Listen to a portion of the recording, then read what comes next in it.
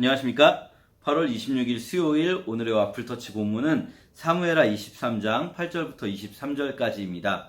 다윗의 용사들 명단이 나오는데요.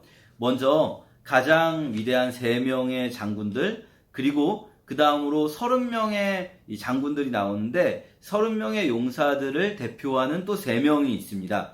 가장 위대한 첫 번째 3명, 그리고 그 다음에 30명의 용사들을 대표하는 3명, 그리고 이 뒤에 이제 30명의 명단이 나오죠. 물론 숫자를 세어보면 맨 뒤에 이제 37명이다 이렇게 나오기 때문에 이 30인이라는 숫자가 항상 고정되어 있었던 것은 아니고 뭐 이렇게 약간 드러나고 나오고가 있었겠다. 왜냐하면은 뭐 중간에 전쟁에서 전사하는 사람도 있겠고요. 뭐 그런 상황들이 있을 수 있으니까요. 어쨌든 총 37명의 명단이라고 합니다. 그런데 첫 번째 나오는 3대 명장은요, 가장 위대한 장군들인데 우리에게 익숙하지가 않아요. 그쵸? 저희가 사무엘 상하를 잘 읽었어도 익숙하지 않은 이름들입니다. 요셉 바세벳, 또 여기 도도의 아들 엘르아살이라든지 삼마라는 사람들, 익숙하지 않은 이름들이죠. 아마도요, 이 사람들은 어쩌면 우리가 흔히 이제 다윗이 실질적으로 본격적으로 기록되기 시작하는 것이 사울로부터 도망간 이후거든요.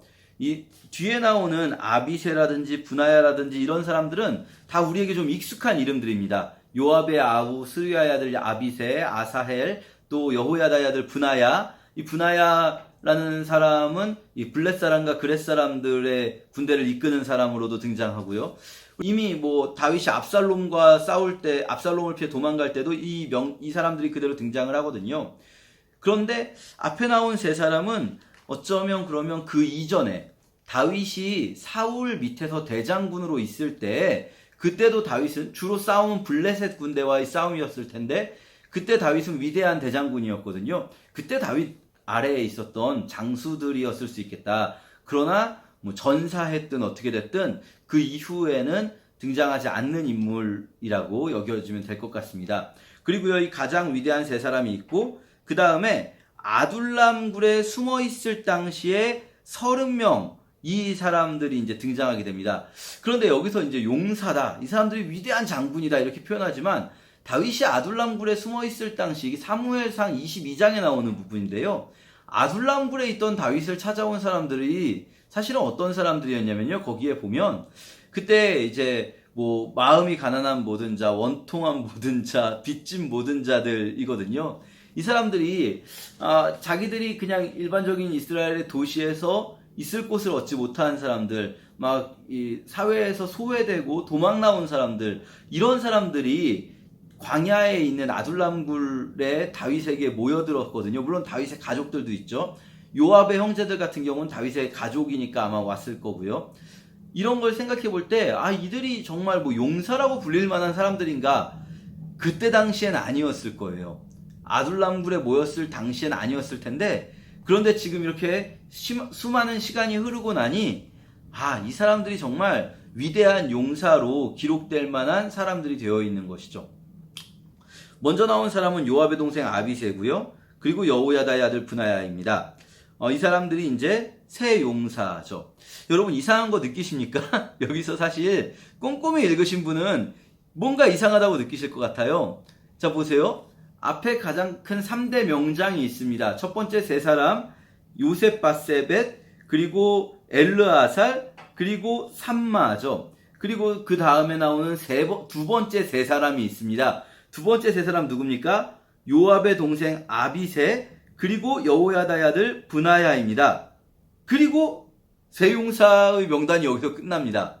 이게 어떻게 된 일이지? 나머지 한 명은 뒤에 있나? 하고 내일 것을 살짝 보셔도 없습니다. 그리고요, 내일 것 명단까지 뭐 미리 살짝 이야기한다면 37명이라고 하는데요. 다 세보면 36명입니다. 한 명이 의도적으로 빠져 있어요. 여러분 제가 이쯤 말씀드리면 아마 그동안 저희 같이 이게 큐티 하신 분들은 누가 빠졌는지 눈치채실 것 같아요. 꼭 있어야 하는 사람이거든요, 사실은. 이 사람은 자기가 빠졌다는 걸 절대로 아마 인정할 수가 없을 거예요. 왜냐면 누가 봐도 명실상부하게 다윗 밑에서 가장 큰 공을 세운 대장군입니다. 누구겠습니까? 요압이죠. 요압이 없어요. 심지어 요압의 아우 아비새가 이 30명의 용사들의 인솔자라고 하고요. 요압의 또 일찍 죽었던 동생 아사헬도 나오는데 요압은 이 명단에 없어요. 여러분, 제가 뭐 말씀 안 드려도 그동안 같이 한번 쭉 묵상하신 분들은 왜인지 느끼실 것 같아요. 요압이라는 사람, 다윗을 위해서 싸운 게 아니었거든요. 요압이라는 사람은 정말로 충성했고요. 정말로 누구보다도 가장 많은 전공을 세운 사람입니다. 다윗을 대신해서 전쟁을 수도 없이 수행했던 사람이고 대부분의 전쟁에서 승리한 사람이에요. 하지만 요압에게 단점이 한 가지 있었어요. 그건 뭐냐면요. 요압의 싸움은요. 요압 자신을 위한 거였지 다윗을 위한 게 아니었다는 거예요. 여기 나온 이 위대한 용사들은요. 다윗을 위해서 자기 동료들이 다 후퇴했을 때 끝까지 물러서지 않고 지쳐서 칼이 손에 제대로 잡히지 않을 때까지 싸웠다. 뭐 이런 말도 있지 않습니까? 그리고 또 부하들이 자기를 버리고 도망갔을 때 홀로 녹두밭 중앙에 서서 블레셋군을 막아 싸운 사람도 있어요. 이 사람들은 이렇게 싸우니까 아마 일찍 죽었을 것 같아요. 그래서 이제 그 뒤에 등장하지 않았겠죠. 그런데요, 요압은요 끝까지 살아남았어요. 자기를 조금이라도 위협하는 사람이 있으면 자기가 먼저 죽였어요. 같은 편이라도 죽였고요. 다윗이 죽이지 말라고 해도 죽였어요. 아마사도 죽였죠. 아브넬도 죽였죠. 압살롬도 죽였죠. 자기에게 조금이라도 위해를 끼칠 가능성이 있는 사람들을 죽여가면서요. 요압은 끝까지 대장군직을 유지했고 지금 사실 다윗이 죽는 시점까지도 요압은 다윗 왕국의 대장군이에요. 대신에 요압은 여기 명단에 기록되지 못해요. 우리가 하나님을 위해서 정말 많은 일을 할 수 있잖아요. 그쵸? 우리가 막 진짜 주님을 위한다고 하면서 위대한 일들을 막 할지도 몰라요. 그런데 어쩌면 주님께서 우리를 다시 만나 주실 때 그날에 예수님이 나는 너를 모른다 하시는 상황 얼마든지 있을 수 있지 않겠습니까?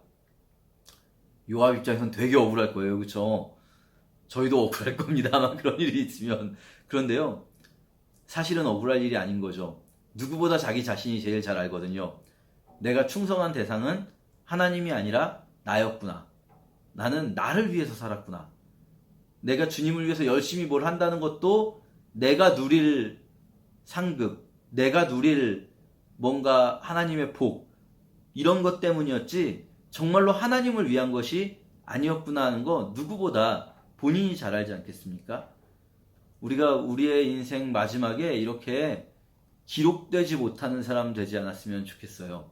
우리 모두 정말로 주님의 책에 기록되는 하나님의 자녀들, 하나님의 백성들 되기를 축복하며 오늘 그런 부분을 묵상하면 좋겠습니다. 감사합니다.